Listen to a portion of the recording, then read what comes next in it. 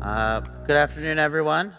Thank God this year you didn't have to have the Robbie Diamond show all day, and we got to mix it up. I hope you're enjoying the summit so far. I'm really excited and privileged to be with Sir Mick Davis. He's really a different type of speaker than maybe we've had so far and last year. He's really someone who is familiar with the moving chess pieces of the mining industry. You're a legend in the mining industry. You started your career in South Africa, I think in utility. You helped build Billiton, which is now part of BHP, or is kind of BHP, you could explain.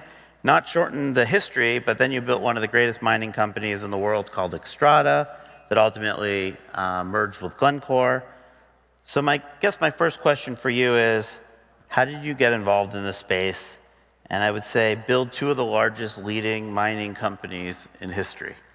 Well, I guess it was just happenstance. As I was in a utility, we had excess capacity at that stage, and I was looking for a way to utilize the excess capacity. And I did a deal with General Mining, which became Billiton, in terms of building an aluminium smelter, which is simply the utilization of power and the export of power. And then that transaction went through well, and after that, the chief executive of the company approached me to come in and take over as chief financial officer and chairman of their coal division. And that's how I got into the space, and I guess I just followed opportunities that followed thereafter. I'm a great person who believes you take the opportunity when you see it, and don't let the fish swim by and not catch it. So as you're building this company, like I don't know, you're looking at all these deals and I don't know, what's it like building one of two of the largest mining companies in the world? Maybe give a little more color to that. Well, I sort of think you have to start with what is your conviction. I mean, you can't run any enterprise and you can't build any enterprise unless you have a conviction about what is the value potential out there. So when I was engaged with Billiton and the transfer of Billiton to London and then merging it into BHP, it was at a time where the consolidation, I believe consolidation needed to take place to create mining companies which had greater capacity, both financial and human resource and diversification of risk, so they could tackle the large reserves in the world which needed to be exploited to meet demand. In relation to Xstrata, my conviction was the industrialization of China. Having visited, I spent some time there in the year 2000, and came convinced that they were going through a massive tectonic shift in the way their country was operating in terms of, the industrialization, the movement of hundreds of millions of people from an agrarian culture into an urbanized environment. It required a lot of resources. The world was incapable of supplying those resources, and my conviction was if I could take a company and buy up other companies cheaply off the market, I'd be able to build on that optionality and create solutions to that demand, hence Xstrata.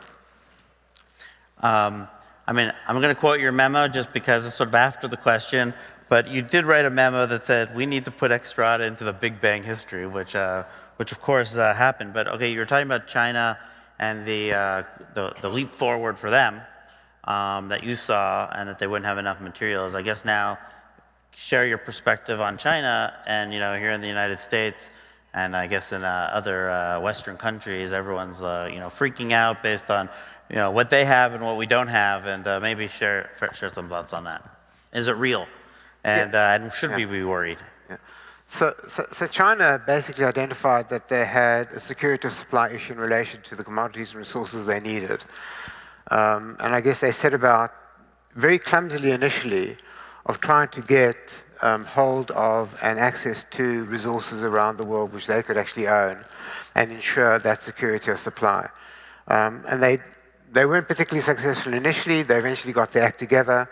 They were concerned about being shareholders of record and therefore operating in international jurisdictions. They got over that concerns, and they were very successful in competing against Western mining companies with a very low cost of capital. And we can debate why their cost of capital is low. I think the answers are obvious. But they then transitioned from security of supply of resources to ensuring that they controlled the value chain right the way through. So they spent a huge amount of time developing the ability to process these materials inside China. And that, I think, has given them their strategic and competitive edge today. So China are in a very powerful, strong position in relation to the market that we're talking about, and are strategically way ahead of anywhere else. And essentially the West, Europe, the United States have been asleep at the wheel watching this happen. And they've allowed the cost of capital of resource companies to grow too high, because we sort of encourage the concept of the moral hazard of being associated with the resource sector. So providers of capital have withdrawn from the sector, and so the cost of capital has become too high for companies to effectively compete. The plethora of regulation and things that go around it has made it more expensive to operate in these countries. And we have not, in fact, at all initiated or advanced the propositions of processing in-country, because we've been concerned about ESG issues associated with it. So we've been very happy for let the Chinese do it. As we stand today, we let the Chinese do it, we are at strategic risk to that solution, and that's where we need to act. So, I mean, would you say that we've only seen the beginning of the strategic risk? Are these just shots across the bow when they say germanium or gallium or antimony, or like, or do you think we're in for more hurt if we push too far one way or the other? Well, you know, we're entering an era of speculation about that, and it could get worse, and they could become, you know, stronger and more directive in the way they approach things. But I think you should look at it from another point of view, that no economy, no first world country should be in a position where it does not control and manage the things which is at risk in terms of the continuation of their economic cycles and economic growth. Be that the core industries that you have in your country, your defense industry and energy, etc. And you should be able to control what is the most important element of that value chain. And to be frank with you, the most important element of that value chain is not mining resources in country, because you can find other countries where you can actually mine them more effectively, but is controlling the processing of those materials. And if you don't do that, you create a strategic deficit that exists now, that needs to be resolved. So, you know, you've built two of the largest mining companies, and now you've started again with Vision Blue Resources. What's your thesis of Vision Blue, and where do you want to take it? So our thesis was actually that it stems from the fact that we felt that the strategic deficit had to be recognized eventually, and therefore there would be a momentum to address it. And coupled with that, we clearly were alive to the transition that was taking place within energy in terms of looking at renewable energy solutions, battery storage, etc. So these two combine because they lead exactly to the same conclusion.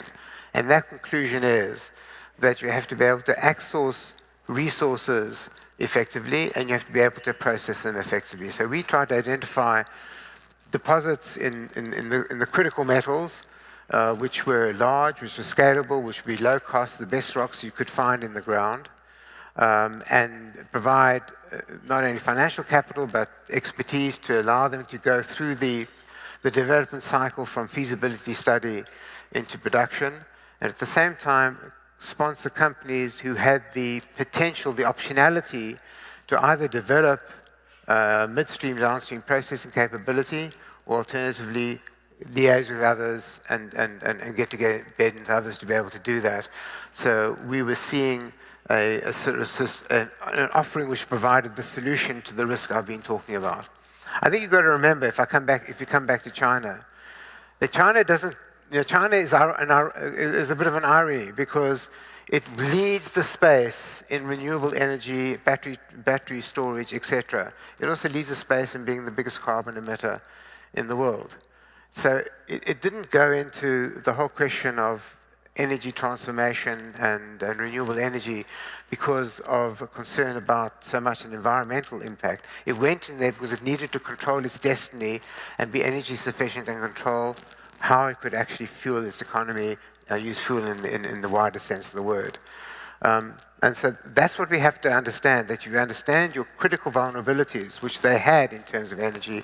They did something to resolve that. And we have vulnerabilities in terms of processing the key materials we require for our economies in the West. We need to act and manage that issue decisively now.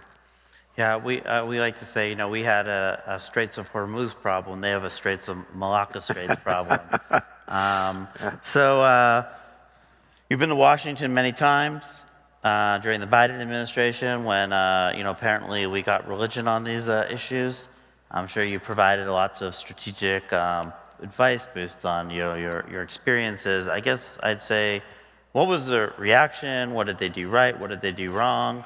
I know you've expressed some frustration to me, so maybe we can, hear about that. Well, I guess the focus of the Biden administration clearly was on the whole issue of climate change, changing the nature of campaigning energy, renewable energy, and which manifested in the way that people would change the way they lived, electric cars, etc. And that gave rise to the need to sponsor these sorts of technologies, and also how they can reach their objectives. The one thing they forgot about was the upstream. So you were never ever going to reach carbon neutrality unless you ensured you had the resources which enabled that to take place. And they forgot about that. And the result was they were never going to meet their goals. And so my initial input to the administration was, you've got to get serious about the upstream side of this equation. And that is, you need to actually locate the resources, you need to get them out of the ground, you need to process them. And then the second facet of my interactions with them was the frustrations that we had, in the sense that there was no clarity on how you could access the money which they wanted to make available to sponsor these things within their, within the government process. There are many myriad ways in which you were supposed to go about things, and some organizations had these remits. Some could be onshore, some could be offshore, some could be in first world countries, some third world countries. It was just incredibly confusing. It took a huge amount of time to get responses, and it was difficult to actually get turnaround in an investable period.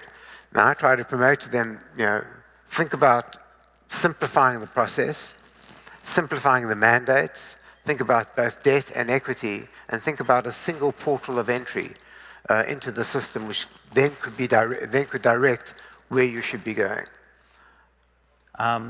So, I like to call it the nickel pickle. Nickel is the face of our problem. I'm going to just go back for a moment about China and emissions. Indonesia, where I think we're probably over 60% of all nickel's coming from.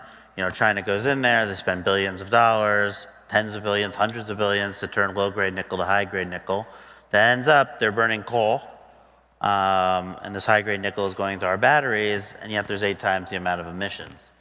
And there seems to be a hear no evil, see no evil. So I guess there's 2 things. How important do you think it is to have transparency and standards for the West in order to, compete with China? Meaning, they're basically laundering, high carbon nickel into our clean energy. So is that a solution for some of this? Because ultimately, the concern I have is, you say they control the entire supply chain. They're a cartel of one. It's very hard for Western companies that have quarterly earnings to compete against someone who could literally, manipulate price. So what is the solution to that? Well, I think the one thing you do talk about is the question of standards, and what is the acceptable standard that companies need to meet to be able to sell commodities or products into your country. And it may well be that if you can get the political will across, say, the OECD or the G7 to produce a set of standards which people would all buy into, that could serve as a template for companies to have a level of consistency in the way they approach these things, and to know that if they met these standards, whatever they did would be acceptable within the countries which need to buy them. But I think one of the other key things is that governments have to understand that they have to do something to help reduce the cost of capital of resource companies. They have to find a way, either by their direct interventions or by the way that they actually interact with the institutional communities, whether it's long-term pension funds or institutions in the market, that moves away from that concept that mining companies are a moral hazard. They are not. Mining companies actually are a force for good. And many more occasions than not, they have developed communities, they've built sustainability, and have solutions for all the environmental impacts that mining actually has. So the whole narrative has to change, and can only start changing if governments get conviction that this needs to happen. Because then they will find, I think, that the institutional community, the pension fund community, in fact, will get it together with them and work out a basis on which they can be done. And the other thing which they need to do is they need to sponsor the development and enable development of processing technologies within country. And that requires them to provide, I think, an element of risk capital to companies who are engaged in this, so that we can complete the supply chain. How difficult has it been that there are, I guess, totally new players? There's car companies, and there's solar manufacturers, wind. I mean, these people, didn't build their cars using minerals before, and just the way the mining industry works, and maybe some of these new players. That's one question. I'm going to ask two in a row, so we're running out of time. How important is it? I started my speech this morning talking about how little the military really uses in this space, and how important it is to have the demand pull from the commercial side, because batteries, like where we get it, and the military, the Pentagon will benefit from keeping this going. That's why people are here. That's what got them so excited about coming to America or going to Europe to mine. So I guess those two questions. Okay, so your first question is, what has changed is that when I started out in the mining industry, you sold into a market. Today you're having bilateral discussions with like motor car manufacturers, because they want traceability. They want to be able to say that every component in their car, they can attest to where it comes from and it meets certain standards. Unfortunately, the one thing that I'm finding that OEMs have is that they talk a great game about wanting to tick that box, but when it comes to paying a price for that, and there is a price to be paid for that, they seem to be unwilling to do that. And that is a challenge, because you're not going to get a ex-Chinese solution unless you're prepared to accept that there is certainly initially a cost to doing that. And so you have to provide not only a sense of virtue signaling to resource companies, you actually have to provide any sense of economic signaling to them that you be part and parcel of the phase. Your point about the energy industry and the criticality of defense needing a relatively small amount of what the industry produces, but incredibly important for them, whether it is heavy metal rare earths, high purity silica, cobalt, etc. So you can't actually have a system which produces small amounts. Ours is an industry which requires a significant amount of capital expenditure, making estimates about returns and probabilities over 25, 30-year periods. And that needs a significant amount of heft and behind it, which creates the capacity to do the things that you want to do. And if you are trying to cherry pick, I'll have a bit of this, and I'm unconcerned with the system which actually creates a little bit of this, you won't have the system. So if you want to have a security of supply of the key materials and commodities which you need, say, for your defense industry, which allows you to have precision guidance missiles or laser focus, or build aircraft carriers with incredibly stable steel, which is not brittle. Well, then you basically have to ensure that the industry itself is vibrant and has critical mass. And that's important in terms of the conviction you need to have as a government, and you need to actually have as people involved, engaged in economic growth in any country. You use the word conviction a lot, and the conviction of it would be a super cycle, and your conviction of a government. What is your conviction now if people had to think about investing themselves? in the space? Well, my view is simply this, is that we are heading for a significant deficit in supply in most of the commodities which are critical for our economies. We probably need an investment over the next 20-odd years of something like $500 billion in copper alone. You know, something like, if the average copper mine, I think, is around about 60,000 tons a year, we need 60 copper mines to be built in a relatively short period, to be able to meet anything like the growth of demand that we're talking about. There is, $80-odd billion which needs to be spent on graphite and cobalt. So there is just a huge amount of investment that needs to take place. It cannot take place unless the industry is certain that they have a benign environment in relation to regulation.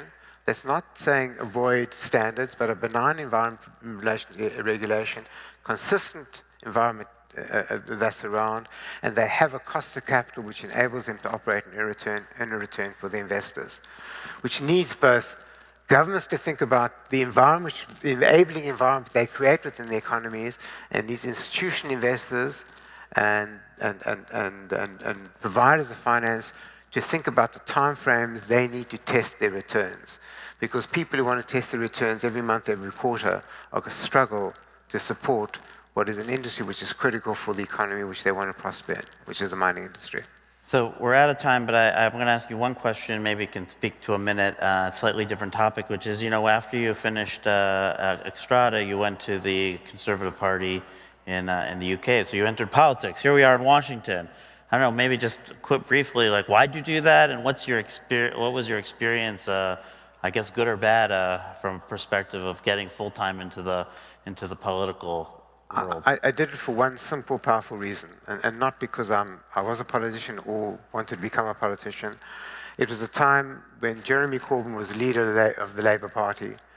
Jeremy Corbyn, I believe, was a dangerous person to become Prime Minister of Great Britain. He is dangerous for the world, and I was determined to do everything I could to stop that from happening. And so I became Chief Executive of the Conservative Party to rebuild its campaign capability, because that campaign capability had been wiped out in 2017, and he almost became Prime Minister. So I joined then to rebuild the campaign capability, and that was one of the reasons which resulted in Boris Johnson winning the election in 2019 and changed the face of the Labour Party. Now, I'm not excited that the Conservatives are not in government, but I'm much happier that we have a Labour Party in power which does not reflect the extremism and dangerous policies that Jeremy Corbyn had. So wait, you got Boris Johnson elected and then he fired you right away? Yeah, well, you always have to have something which recognizes your contribution to society. So my contribution was to be fired by Boris Johnson. Politics, I guess the only friends you have is to get a dog, as we say in Washington. Indeed. Anyways, thank you very much. It was really a pleasure. Thank you so much. Thank you.